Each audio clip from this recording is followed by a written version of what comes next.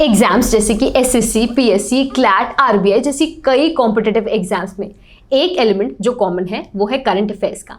इस एलिमेंट की इंपॉर्टेंस और वेटेज बढ़ती ही चली जा रही है, और क्योंकि इसका कवरेज इतना वास्ट होता है इसलिए एग्जाम के एक दिन पहले या एक हफ्ते इसकी तैयारी करना बहुत मुश्किल होता है। तो यही वो जगह है जहां हमारे लिए मंथली रिवीजन और इसकी कंपाइलेशन और भी ज़्यादा ज़रूरी हो जाती है। So hey everyone, welcome to Finology Legal. मैं हूं हिमांशी और आज हम देखने जा रहे हैं सितंबर मंथ के करंट अफेयर। सबसे पहले कैटेगरी है अपॉइंटमेंट्स की। ESIC यानी एम्प्लॉयज स्टेट इंश्योरेंस कॉर्पोरेशन के नए डायरेक्टर जनरल अपॉइंट हुए हैं मिस्टर राजेंद्र कुमार, जो कि एक स्टैट्यूटरी सोशल सिक्योरिटी बॉडी है ministry of labour and employment के अंदर। वही बात करें हॉकी इंडिया की, जो कि ministry of youth and affairs के अंदर आती है, तो इसके नए प्रेसिडेंट अपॉइंट हुए हैं मिस्टर दिलीप कुमार। नेक्स्ट है एम्स यानी all India institute of medical sciences के बारे में। इसके नए डायरेक्टर हैं डॉक्टर M श्रीनिवासन। ऐसी ही एक सिमिलर इंपॉर्टेंट बॉडी है Indian council of medical research, जो कि one of the oldest medical research body है, जिसके नए DG यानी डायरेक्टर जनरल अपॉइंट हुए हैं doctor Rajiv Bahl. And lastly UNICEF की गुडविल एम्बेसडर, यूनिसेफ यानी United Nations International Children's Emergency Fund, यहाँ 25-year-old वेनेसा, जो कि क्लाइमेट एक्टिविस्ट है युगांडा से, वो बन चुकी है गुडविल एम्बेसडर, जो इंस्पायर्ड है by Greta Thunberg. Next category है रैंकिंग्स एंड रिपोर्ट्स की। सबसे पहले हम एक इंडेक्स के बारे में बात करेंगे। अब इंडेक्सेस से 3 तरीके से सवाल आ सकते हैं। ये किसके द्वारा लॉन्च या रिलीज किए गए, इंडिया का क्या रैंक था और टॉप 3 कंट्रीज कौन सी थी। तो अब अगर हम बात करें ह्यूमन डेवलपमेंट इंडेक्स के बारे में, तो इसे पब्लिश किया जाता है UNDP यानी यूनाइटेड नेशंस डेवलपमेंट प्रोग्राम के द्वारा, जो सभी कंट्रीज को अलग अलग मैट्रिसेस या अलग अलग बेसिस के ऊपर रैंक करते हैं। इंडिया का रैंक यहाँ रहा 132nd। वहीं टॉप 3 कंट्रीज थी Switzerland, Norway and Iceland. Forbes के अकॉर्डिंग पूरी दुनिया में द रिचेस्ट पर्सन है मिस्टर एलॉन मस्क, पर क्या आप जानते हैं कि the second richest man now is an Indian? जी हाँ, मैं बात कर रही हूँ मिस्टर गौतम अडानी जी के बारे में, जिन्होंने सरपास कर लिया है मिस्टर जेफ बेजोस को, जिनकी नेटवर्थ अब हो चुके हैं 155.7 billion, and this makes him the second richest man in the world. And lastly the global crypto adoption index, इसे रिलीज किया जाता है चेन एनालिसिस के द्वारा। नेशंस क्रिप्टो करेंसी कितना अडॉप्ट करते हैं उसके बेसिस में इन्हें रैंक किया जाता है, जैसे कि टॉप 3 कंट्रीज रही वियतनाम, फिलीपींस एंड यूक्रेन। वही इंडिया का रैंक रहा 4th। करंट अफेयर्स की इंपॉर्टेंस आप सभी जानते हैं, but have you checked out our course yet, जहां हमने INS Vikrant, James Webb, Agnipath जैसे हॉट इंपॉर्टेंट ट्रेंडिंग अफेयर्स को भी कवर किया है एक्सटेंसिवली वीडियो फॉर्मेट के साथ। तो अगर आप चाहते हैं कि DU, LLB, CLAT, ALET, judiciary, इन सभी एग्जाम्स पे आपकी प्रिपरेशन और अच्छी हो, आपको एक एज मिले, so click on the link below to enroll now. Next category है स्पोर्ट्स की। यहाँ हम एक गेम खेलेंगे, आपको आइडेंटिफाई करना है मैं किन के बारे में बात कर रही हूँ। सबसे पहला क्लू, ये वो है जो 3rd हाईएस्ट गोल स्कोरर है after Cristiano Ronaldo and Lionel Messi. ये वो है जिन्हें इंडियन गवर्नमेंट ने अर्जुना अवार्ड, खेल रत्न अवार्ड, इवन पद्मश्री अवार्ड से नवाजा है। ओके, लास्ट क्लू, ये इंडियन फुटबॉल टीम के कैप्टन भी हैं। जी हाँ, मैं बात कर रही हूँ मिस्टर सुनील छेत्री जी के बारे में, जिन पर अब एक सीरीज बनने जा रही है फीफा के द्वारा, जिसका टाइटल होगा कैप्टन फैंटास्टिक। ये 3 एपिसोड की सीरीज है जहां मिस्टर सुनील छेत्री जी के अनहर्ड, अनसीन किस्सों के बारे में बताया जाएगा। नेक्स्ट हम बात करें डायमंड लीग के बारे में, तो ये एक elite track and field athletic competition है। ओलंपिक्स और वर्ल्ड चैंपियनशिप के अलावा ये one of the most prestigious competition है। पहले इंडियन जिन्होंने इस चैंपियनशिप या इस लीग को जीता है वो है मिस्टर नीरज चोपड़ा, जो जैवलिन थ्रो से जुड़े हुए हैं। ये कंपटीशन या ये लीग हुई स्विट्जरलैंड में। नेक्स्ट है डूरन कप के बारे में, जिसे फाउंड किया गया था 1888 में, जो कि अब एक एनुअल फुटबॉल कंपटीशन बन चुका है। इस बार ये मेडन कप जीता गया बेंगलुरु FC के द्वारा by defeating the Mumbai city. इसके फाइनल्स हुए कोलकाता में। क्या आप जानते हैं कि इंडिया के पहले चेस ग्रैंड मास्टर कौन थे? तो ये थे मिस्टर विश्वनाथन आनंद। पर क्या आप जानते हैं कि द 76 चेस ग्रैंड मास्टर कौन है? तो ये अब बन चुके हैं 15 साल के प्रणव आनंद, जिन्होंने एमएन ओहानियम को डिफीट किया ऑफ अर्मेनिया। कुछ अवार्ड्स की बात की जाए तो Nobel Peace Prize of Asia यानी रेमन मैग्सेसे अवार्ड का 64th एडिशन अनाउंस किया गया, जिसे 1957 में ही एस्टैब्लिश किया गया था in the name of the 3rd president of Philippines. इस बार इसके 4 रेसिपिएंट्स रहे। ASQ यानी एयरपोर्ट सर्विस क्वालिटी अवार्ड, जिसे हाईएस्ट ऑनर माना जाता है ग्लोबल एविएशन सेक्टर में।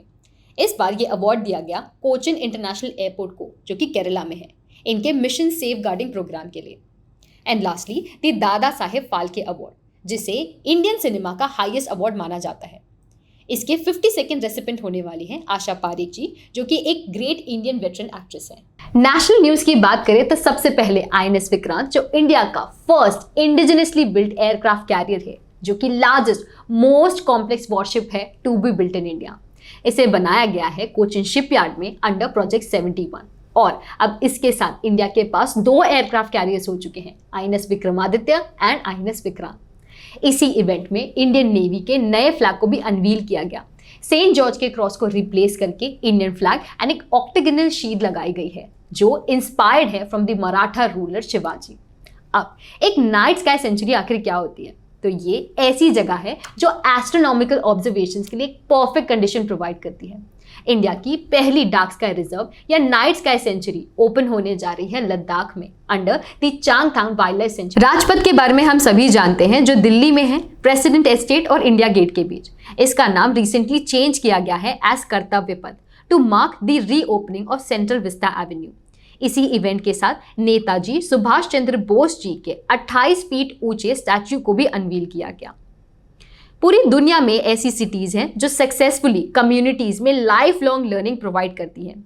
इन सिटीज के एक नेटवर्क को बनाया गया है यूनेस्को के द्वारा as global network of learning cities. India से अब 3 सिटीज, तेलंगाना की वारंगल, केरला से त्रिशूर और नीलांबूर, इन्हें इंक्लूड किया गया है इस सिटीज के लिस्ट में इनके कॉन्ट्रीब्यूशन को देखते हुए। लिथियम लाइटेस्ट मेटल और लीस्ट डेंस सॉलिड एलिमेंट होता है, जो बैटरीज में काफी इस्तेमाल होता है। ये हम चाइना, साउथ कोरिया, वियतनाम जैसी कंट्रीज से इंपोर्ट करते हैं। बट अब पहली बार इंडिया में एक लिथियम सेल मैन्युफैक्चरिंग प्लांट को इनॉग्रेट किया गया है तिरुपति, आंध्र प्रदेश में। ये एक बहुत अच्छी बात है, क्योंकि इससे अब हमारे इंपोर्ट्स रिड्यूस हो जाएंगे। अब क्या आप जानते हैं कि दुगोंग्स जैसा भी एक मराइन एनिमल होता है? ये one of the largest herbivores marine animal है, जो सी ग्रास में पलते हैं। इसके लिए इनके कंजर्वेशन के लिए पहला रिजर्व खोला गया है तमिलनाडु में in Palk Bay as the dugong conservation centre, जो 448 स्क्वायर किलोमीटर लंबा है।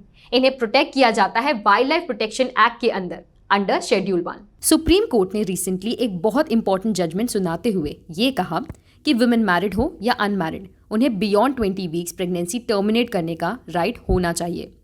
और rape for the purpose of MTP act includes marital rape, मतलब वुमेन को अबॉर्शन का राइट होना चाहिए in case of force sex bye husband. And lastly, चीता री इंट्रोडक्शन प्लान। इंडिया से चीताज एक्सटिंक्ट हो चुके हैं 1952 में ही। अब इस स्पीशी को वापस से इंट्रोड्यूस किया जा रहा है इंडिया में 70 सालों बाद। अफ्रीका के नामीबिया से 8 अफ्रीकन चीतास को लाया गया है कूनो पलपुर नेशनल पार्क में, मध्य प्रदेश में, जिससे इंडिया में इनकी स्पीशीज का अब प्रेजेंस बढ़ेगा। अगली कैटेगरी है इंटरनेशनल न्यूज की। आप मुझे बताइए that which of the following is the official entry of India into the Oscars of 2023? Yes, the correct answer is चलो शाओ। ये एक गुजराती मूवी है जिसे चूज किया गया है under the best international feature film category. SCO यानी Shanghai corporation, ये एक रीजनल ऑर्गेनाइजेशन है जिसे फाउंड किया गया था 2001 में। रिसेंटली इसका समिट कंक्लूड हुआ उज्बेकिस्तान में, जहां इसके सभी मेंबर नेशंस के लीडर्स प्रेजेंट थे, including that of India, prime minister Modi. इसी ऑर्गेनाइजेशन ने पहली कल्चरल एंड टूरिज्म कैपिटल को अनाउंस किया है, जो कि है इंडिया से, द सिटी ऑफ वाराणसी। ये actually one of the oldest city है पूरी दुनिया में, एंड दैट्स व्हाई ये हमें एंशिएंट सिविलाइजेशनल लिंक्स प्रोवाइड करती है सभी मेंबर नेशंस के साथ। डॉली द शीप इंपॉर्टेंट थी क्योंकि ये पहली मैमल थी जिन्हें अडल्ट सेल से क्लोन किया गया था। इसी तरह आर्टिक वुल्फ माया को भी क्लोन किया गया है पहली बार चाइना के द्वारा, जिसके डोनर सेल्स आए हैं from the skin sample of the wild female Arctic wolf. And lastly, Asia Pacific Institute of Broadcasting Development के बारे में। ये ऑर्गेनाइजेशन को फॉर्म किया गया 1977 में एज रीजनल इंटरगवर्नमेंटल ऑर्गन, जिसकी प्रेसिडेंसी अब तक इंडिया के पास थी, पर इसे 1 साल के लिए और एक्सटेंड कर लिया गया है। अगली कैटेगरी है बुक्स एंड ऑथर्स की। पहली किताब है मुस्कुराते चंद लम्हे और कुछ खामोशियां। इसे पब्लिश किया गया मनोज बाजपेयी जी के द्वारा, जिसके ऑथर हैं जीवेश नंदन, जो हमें ऑफर करते हैं वैरायटी ऑफ पोएट्री यानी कविताएं।